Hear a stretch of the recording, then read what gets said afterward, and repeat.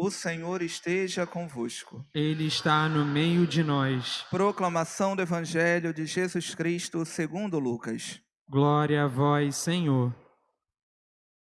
Naquele tempo, os apóstolos disseram ao Senhor: Aumenta a nossa fé.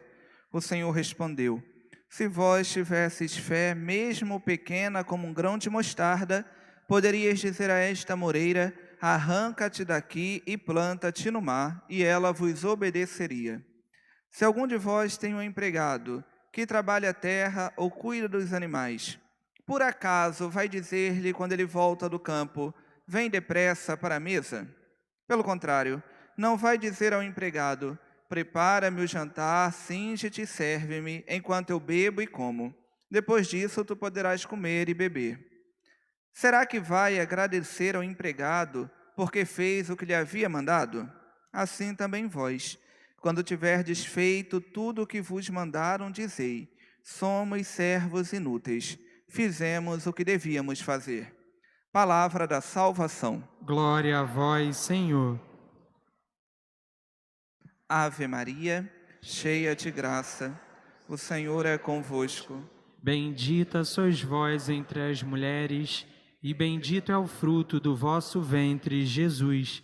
Santa Maria, Mãe de Deus, rogai por nós, pecadores, agora e na hora de nossa morte. Amém. Nossa Senhora da Conceição Aparecida, Rainha e Padroeira do Brasil, Rogai por nós. em nome do Pai, do Filho e do Espírito Santo. Amém. Queridos irmãos e queridas irmãs, já começo de antemão me desculpando se hoje eu me alongar um pouco mais na homilia.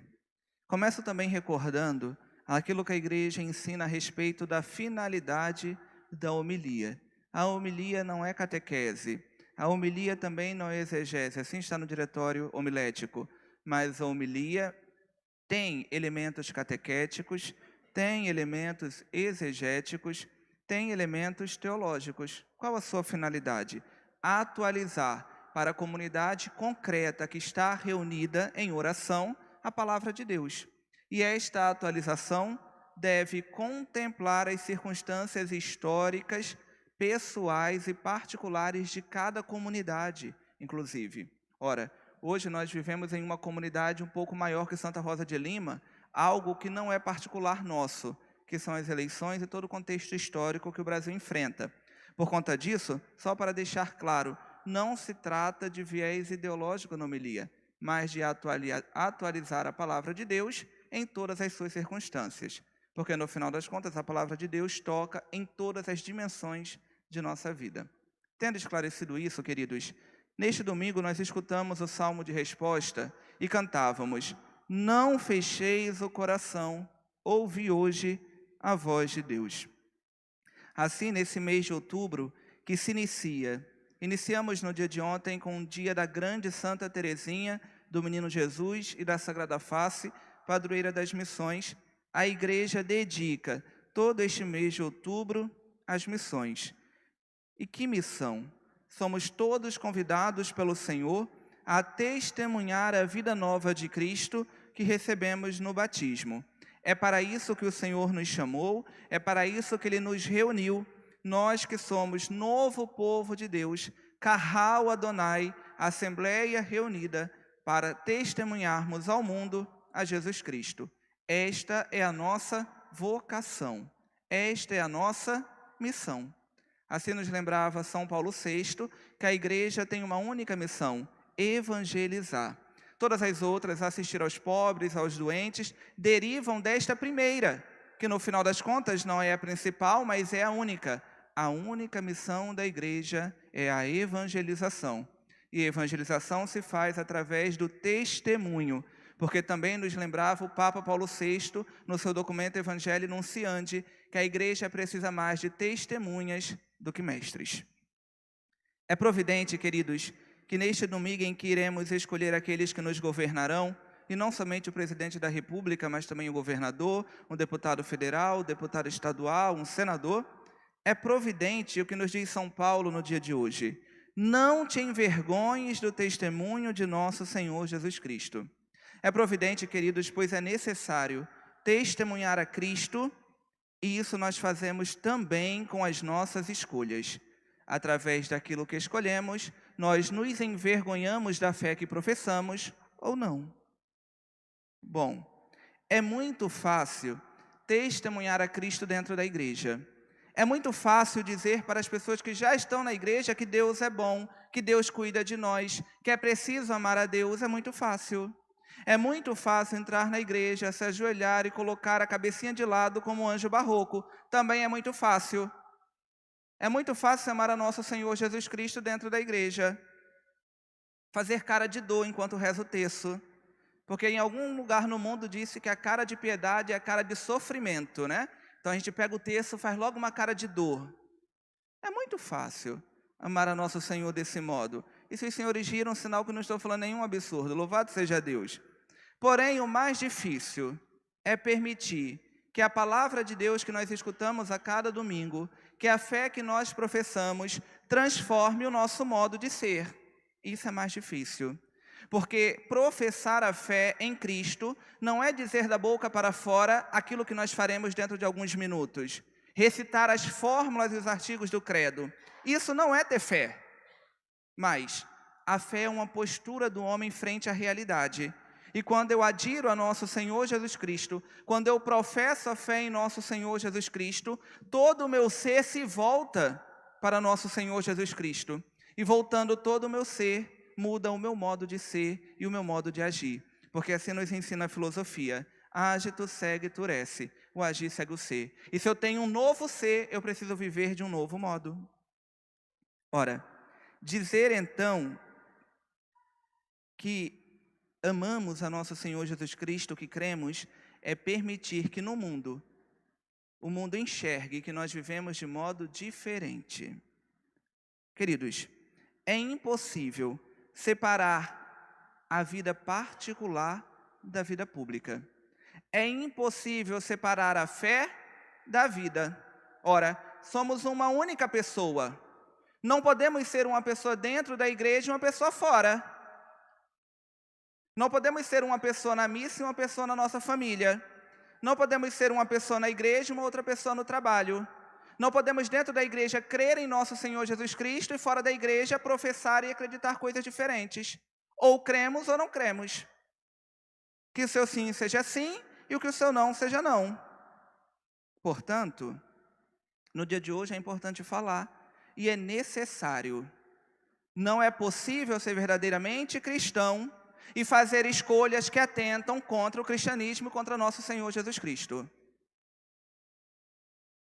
Não é possível ser discípulo de nosso Senhor Jesus Cristo e ser discípulo de Nietzsche, que Deus está morto. Porque a frase de Nietzsche, Deus está morto, diz respeito à moral cristã.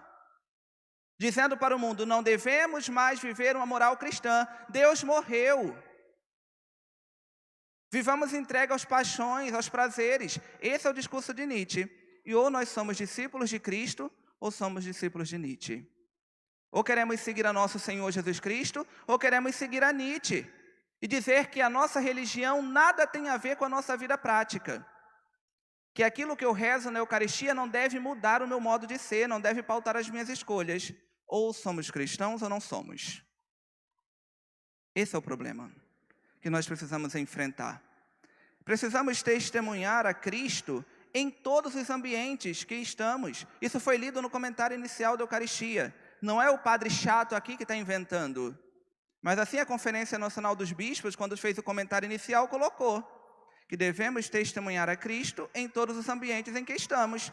Portanto, eu preciso testemunhar a Cristo na minha família, no meu trabalho, no meu grupo de amigos. É verdade que testemunhar a Cristo em todos esses ambientes, às vezes é ser chamado de quadrado, de retrógrado, de chato, de bobo. Ah, porque todo mundo faz. É verdade. Mas se todo mundo pular da ponte, você vai pular também? Porque o mais interessante é que o discurso do todo mundo faz é só quando é conveniente. Quando não é conveniente, o discurso de todo mundo faz não funciona. Quando não é conveniente é porque todo mundo alienado, todo mundo louco, todo mundo maluco. Mas quando me é conveniente, todo mundo faz. Qual o problema? O problema, queridos, é que todo mundo fazendo pode ser que vá todo mundo para o inferno. E então eu prefiro não fazer o que todo mundo faz, porque eu não quero ir para o inferno. Entendem um ponto? Ora, quantas vezes o padre é obrigado a ouvir aquela frase: Padre, a minha mãe vai à igreja todo dia, mas quando chega em casa ela se transforma. Padre, o Senhor não sabe o que é a minha mãe em casa. É a personificação do cão. Quantas vezes o padre é obrigado a ouvir esse tipo de coisa?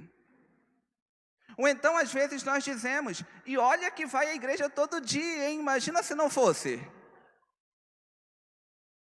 Queridos, isso é um problema. Porque significa que nós vivemos uma dicotomia, nós vivemos uma esquizofrenia, em que nós não testemunhamos aquilo que nós cremos, aquilo que nós somos. Mas em cada lugar em que estamos, nós nos colocamos de modo diferente, nós nos portamos de modo diferente. Como pode um ser humano ser feliz desse modo? Como pode o ser humano agir desse modo?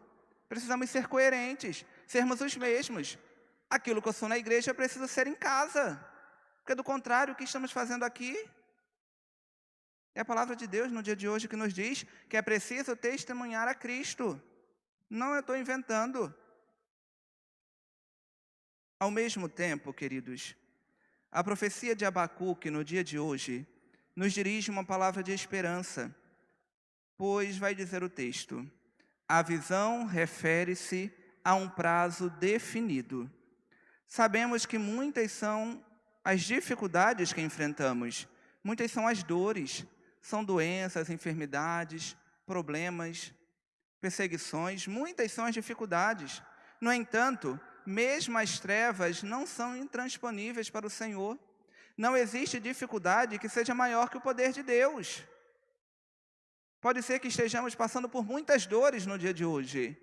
No entanto, tudo isto tem um prazo definido e vai acabar.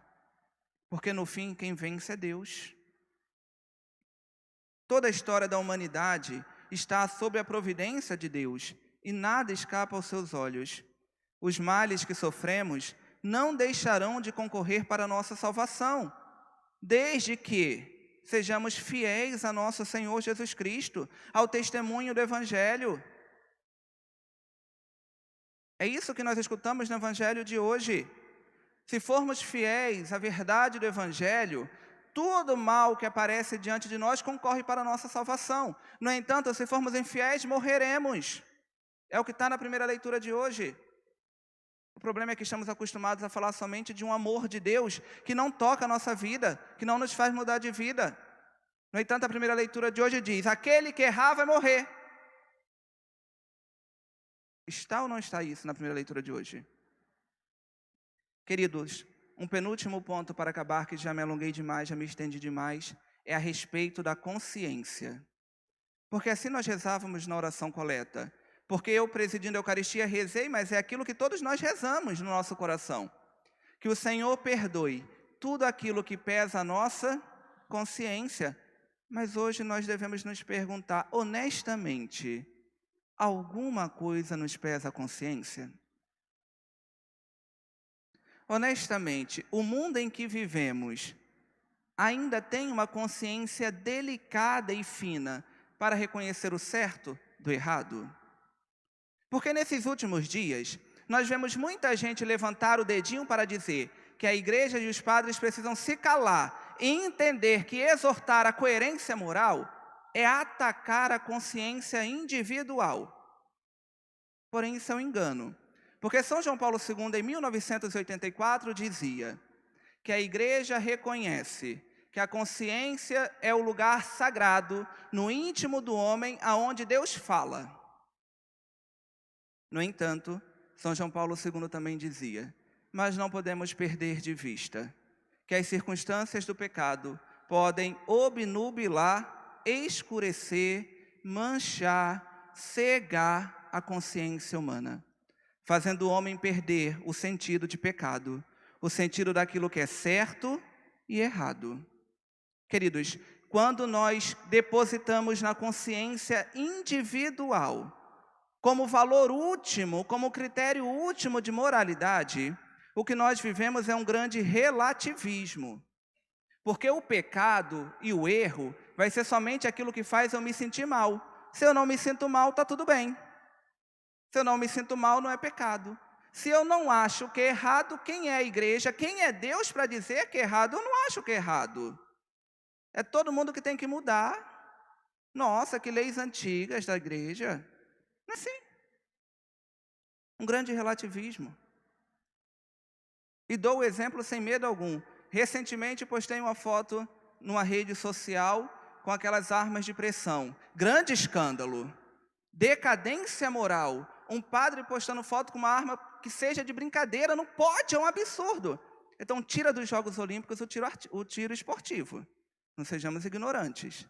No entanto, os que mais se escandalizaram são pessoas que dia e noite defendem o aborto. Ou seja, abortar, assassinar uma criança no ventre da mãe pode. Isso pode. Isso eu não me sinto mal. Porque eu quero os meios sem querer os fins.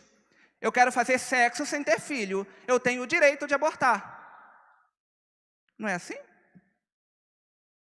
Abortar pode. Abortar pode. Relativismo. Se eu não me sinto mal, se eu faço e eu preciso justificar que eu faço, eu digo que não é mal. É isso. Esse é o problema. E no dia de hoje, quando nós pedimos que o Senhor ilumine nos ilumine para que possamos pedir perdão de tudo aquilo que nos pesa a consciência, nós estamos pedindo que Deus nos apresente os critérios claros e objetivos. E os critérios claros e objetivos estão na palavra de Deus, daquilo que é certo e daquilo que é errado.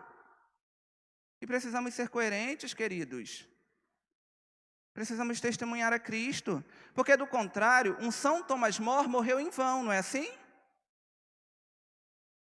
Porque no final das contas, por que morreu Thomas More? Porque quis ser coerente, porque quis afirmar que a verdade é absoluta e que não pode se tocar naquilo que é sagrado. Thomas More morreu para não concordar com um rei safado que queria separar-se da sua esposa e contrair um outro matrimônio. Por isso Thomas More perdeu a cabeça. Por conta de um rei safado, a igreja se dividiu na Inglaterra. Mas ele foi fiel. Ele preferiu perder a cabeça do que renunciar à verdade do Evangelho. Queridos, hoje a palavra de Deus nos chama a atenção a respeito disso. Precisamos testemunhar a Cristo. Não te envergonhe do Evangelho de nosso Senhor Jesus Cristo. Ora, no entanto, enquanto Thomas More morreu, para ser coerente com a verdade do Evangelho, para defender aquilo que é instituição familiar, existem homens e mulheres nos tempos de hoje que continuam querendo destruir. E é por isso que precisamos estar atentos. Porque como São Thomas More, precisamos defender realidades que o demônio deseja destruir. Por fim, hoje, 2 de outubro, a igreja celebra os Santos Anjos. Santos Anjos da Guarda. Aquela primeira oração que nós aprendemos quando criança. Santo anjo, meu zeloso guardador, se a ti me confiou a piedade divina, sempre me reges, me guarde, me governe, me ilumine. Amém. Quando nós olhamos para os anjos, no dia de hoje, nós primeiro devemos pedir a graça de imitá-los, porque a missão dos anjos é nos guardar. E todos nós somos convidados a ser guardas de alguém, os pais dos filhos. É necessário que os pais exerçam a paternidade no sentido de guarda. Guardar para que seus filhos não caiam no erro. Guardar para que seus filhos não caiam na desgraça da ideologia de gênero. Guardar. Não podemos falhar na nossa missão enquanto pais, mães. A esposa guardar o marido e o marido a esposa. É preciso pedir aos anjos que nos ensinem a ser guardas. Na igreja primitiva, se dirigiam aos bispos como guardas da igreja, como anjos da igreja, porque cabia aos pastores guardar para que os fiéis não se percam, não caiam no erro e não vão para o inferno. Ou seja, essa é a missão. E por fim, e assim concluo porque me alonguei demais, pedi ao anjo da guarda do Brasil no dia de hoje que nos livre da peste do comunismo e do socialismo. Porque é importante, queridos, pedir. Porque não é normal que um cristão não se incomode que talvez um bispo tenha sido degolado ou já morreu de fome na Nicarágua. Porque lá ele não pode ser cristão. Não é normal que um cristão ache isso comum. E é por isso que nós temos que pedir.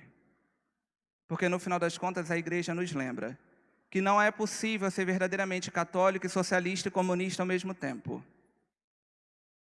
E que cristão não vota em abortista, em candidatos a favor à ideologia de gênero, à destruição da família. Porque não existe família tradicional, venhamos e convenhamos. Existe instituição familiar estabelecida por Deus. É a única que existe. O resto é arranjo. Tudo bem? No dia de hoje nós precisamos pedir que o Senhor nos ajude a testemunhar com as nossas escolhas, com a nossa vida, a fé que nós professamos. Louvado seja nosso Senhor Jesus Cristo. Para sempre seja louvado.